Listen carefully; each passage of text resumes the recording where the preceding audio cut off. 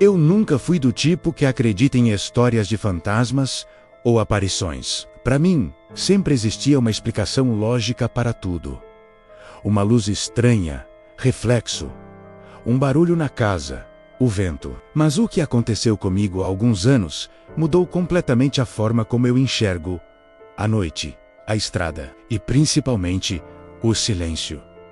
Era por volta de 1 da manhã. Eu estava voltando para casa depois de deixar um amigo no trabalho dele. A estrada era sempre um breu naquele horário, mal iluminada, só com os faróis do meu carro cortando a escuridão e um ou outro poste fraco, que piscava de vez em quando, como se estivesse prestes a morrer. Eu dirigia com uma música baixa tocando no rádio, mais para me manter acordado do que para curtir o som. E foi então que eu vi, no acostamento, parado, havia alguém, uma figura pequena, quase imóvel. À medida que meu carro se aproximava, a luz dos faróis revelou que era um garoto. Não devia ter mais que 10 anos. Ele estava lá no meio da noite, sozinho, sem nenhum casaco para se proteger do frio, e olhava fixo para o chão, como se estivesse hipnotizado por alguma coisa. Eu diminuí a velocidade quase que por instinto. Uma parte de mim gritava para seguir em frente, para não parar, para não olhar.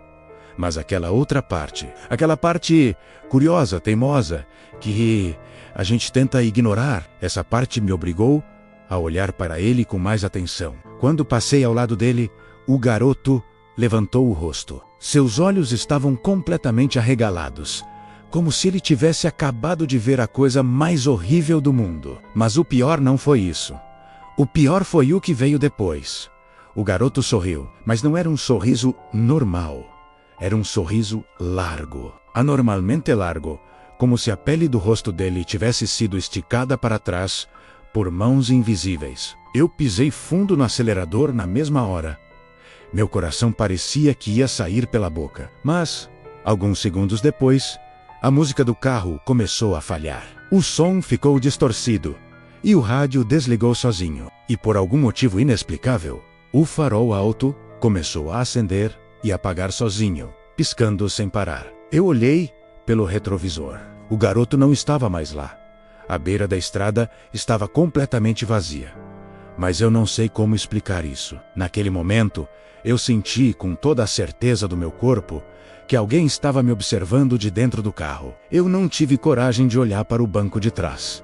Eu só consegui olhar para frente, para a estrada escura e dirigir o mais rápido que eu podia até chegar em casa. Desde aquela noite, eu nunca mais dirigi sozinho de madrugada naquela estrada. E às vezes, quando o silêncio fica muito pesado, eu ainda sinto aquele olhar nas minhas costas. A segunda história não aconteceu diretamente comigo, mas eu estava lá. E o terror que eu vi nos olhos da minha prima naquela noite nunca mais saiu da minha cabeça. Ela sempre teve um medo irracional de dormir sozinha. Mesmo já sendo adulta, a ideia de apagar a luz e ficar no escuro a deixava em pânico. A gente sempre achou que era só ansiedade, coisa da cabeça dela, até que ela nos contou que por meses vinha acordando exatamente às 3 da manhã com a sensação de que alguém estava sentado na beirada da sua cama.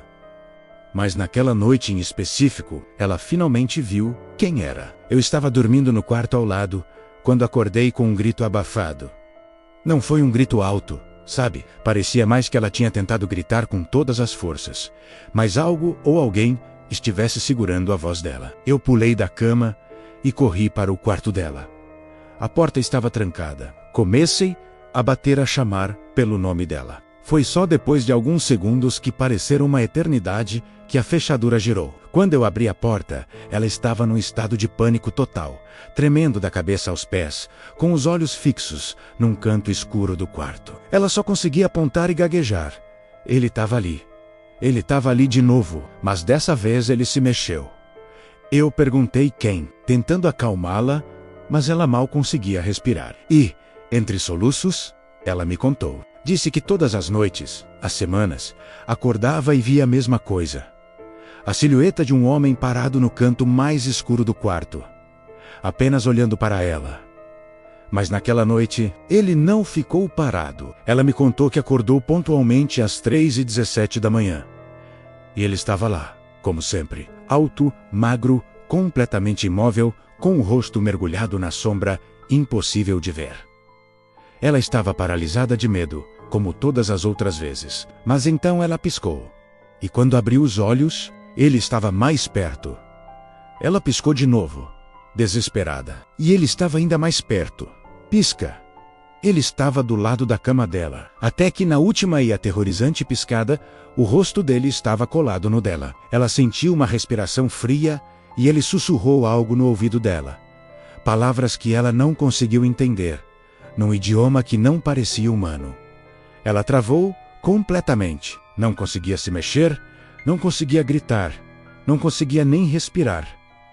E então, tão subitamente quanto apareceu, ele simplesmente sumiu. Só quando ela sentiu o corpo dela se mover de novo, é que conseguiu correr até a porta, mas as mãos tremiam tanto que ela não conseguia girar a chave. Por isso, demorei a conseguir entrar. Depois daquela noite, ela nunca mais dormiu sozinha naquele quarto. E até hoje, ninguém na nossa família conseguiu encontrar uma explicação para o que ela viu. A terceira e última história aconteceu comigo e com um amigo meu numa madrugada qualquer. A gente estava voltando a pé de uma lanchonete que ficava perto da casa dele. A rua era sempre meio esquisita à noite. Longa, reta, silenciosa e com vários postes que pareciam estar sempre apagados, como se fosse de propósito para deixar tudo mais sombrio. A gente vinha andando, conversando, rindo alto para tentar espantar o clima pesado do lugar. Mas uns 30 metros à nossa frente, a gente viu uma figura parada. Era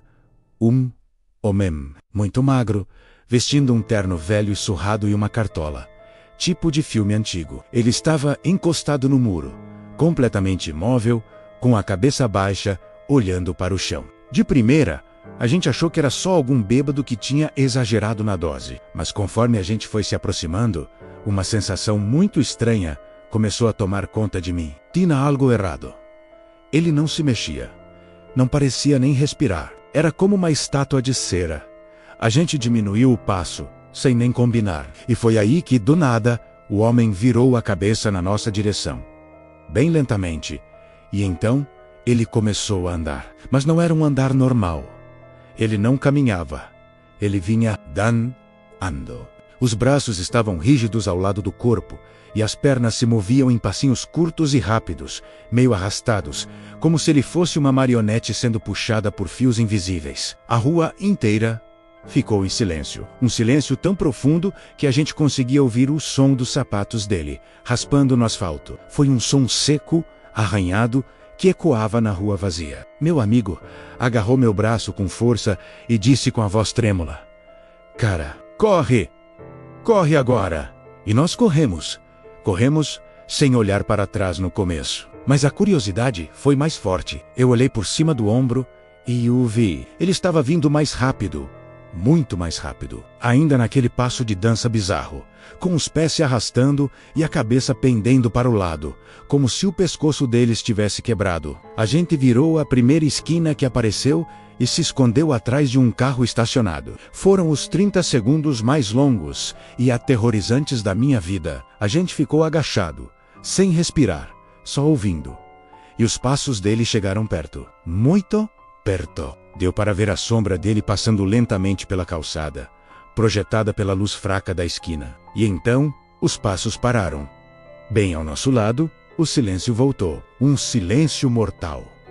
Ficamos ali, esperando-o. Depois de um minuto que pareceu uma hora, criamos coragem para olhar por cima do carro. Ele não estava mais lá.